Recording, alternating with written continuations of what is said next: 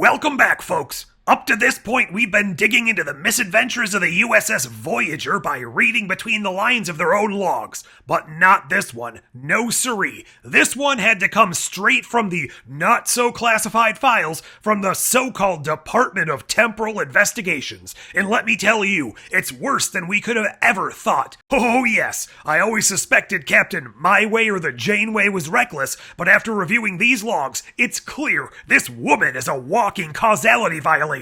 Today, we're going to talk about one of her earliest disasters, the USS Voyager's first, yes, first, because believe me, we'll be saying that again and again and again, debacle with time travel. I know. Just hearing the words time travel should set off your red alert because any sane Starfleet officer knows that playing with the timeline is just like giving a Ferengi what he's asking for. This isn't just your normal brain-dead Voyager mistake. No, this is an oopsie that destroyed an entire civilization.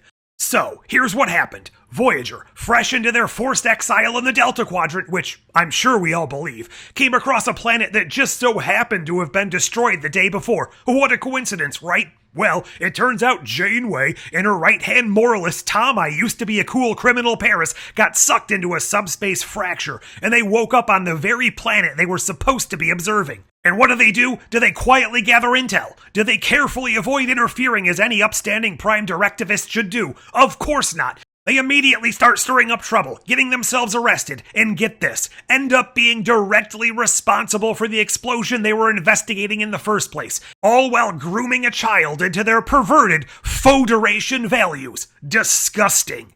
And let's talk about these aliens for a second. They're basically just a stand-in for us, the hard-working, economy-building, progress-driven folks who just want to live our lives without some Starfleet bureaucrat telling us how many dilithium crystals we can use per light year. But no, we're supposed to believe that these people are somehow too stupid to understand their own technology, and they need a self-righteous space cop like Janeway to intervene. Before we continue, we need to talk about today's sponsor, the fine folks over at what used to be called Farpoint Station, before the Federation trampled all over them, have come out with a new clothing line. This is going to be one you love, folks.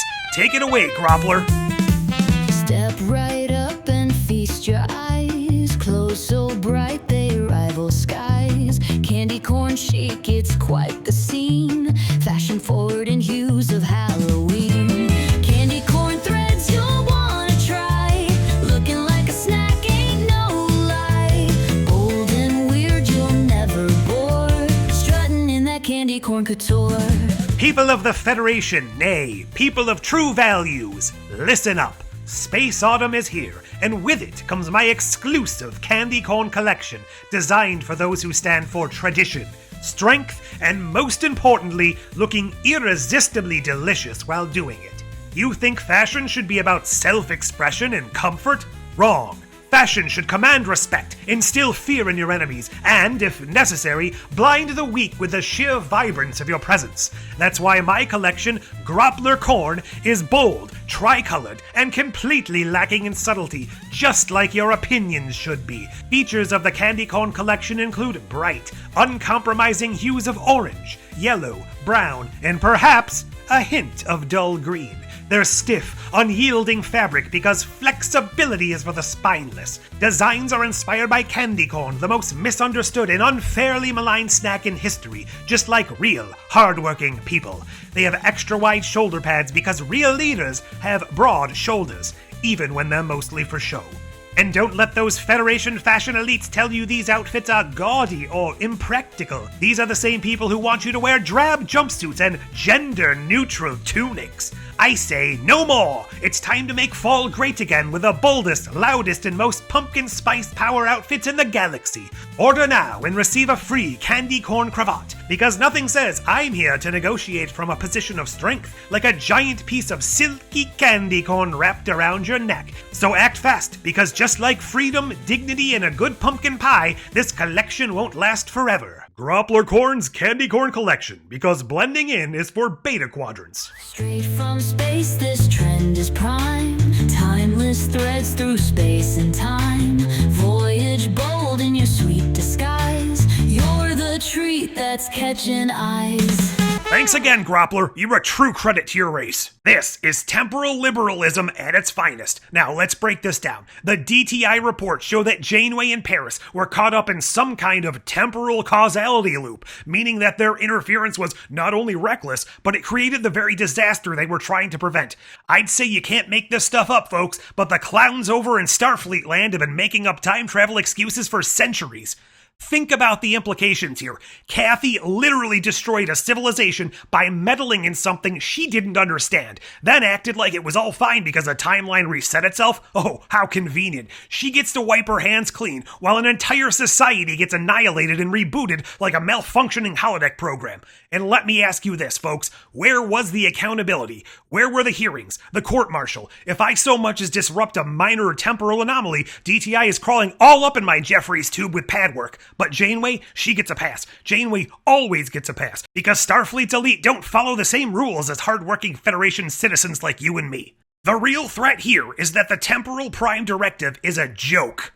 A joke. How many times has our very existence been changed to suit the whims of people we don't even know, let alone have our best interests at heart?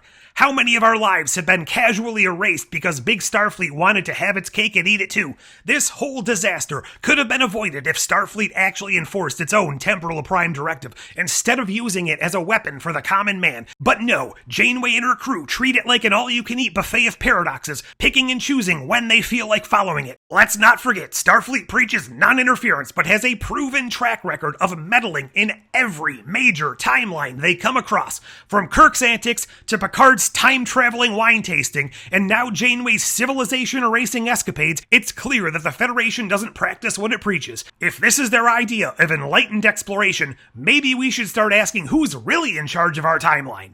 Now, let's take a moment to decompress. I've got something truly special for you today, folks. Coming straight from their latest stint at Stardust City, it's Leppo and the Juves with their hot new single, Temporal Tango of Truth.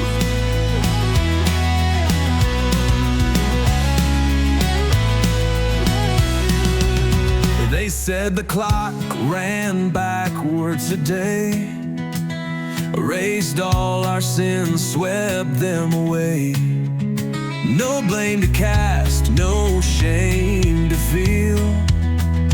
History bends beneath our heel. Rewrite the pages, burn the pen.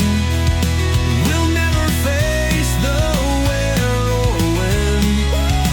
New truths forged with a righteous hand. Time's our puppet, we command.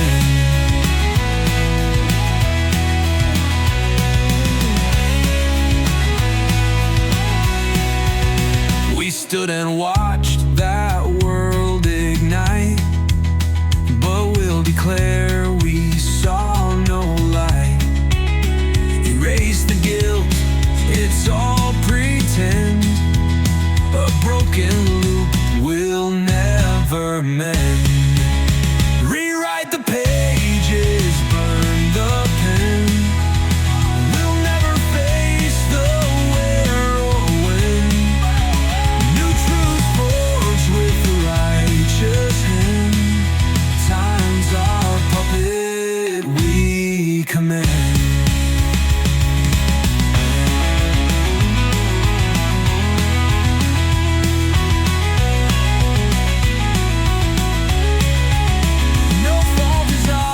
It's someone's game.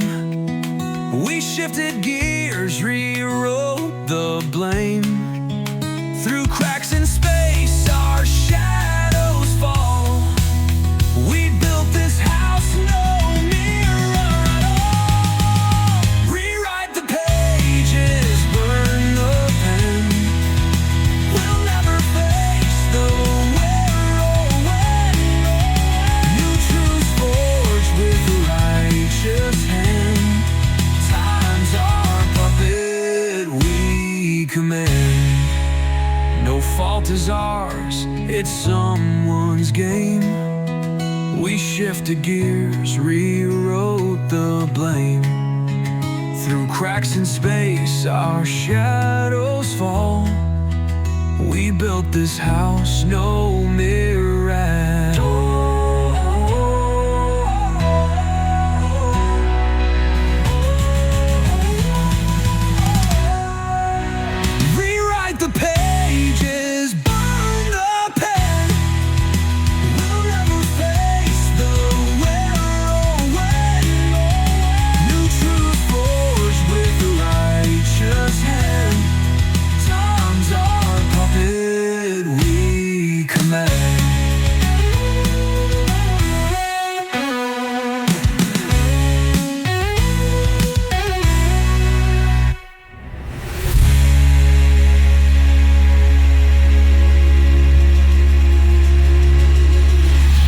Once again, that was Aleppo and the Juves. Really makes you think, doesn't it?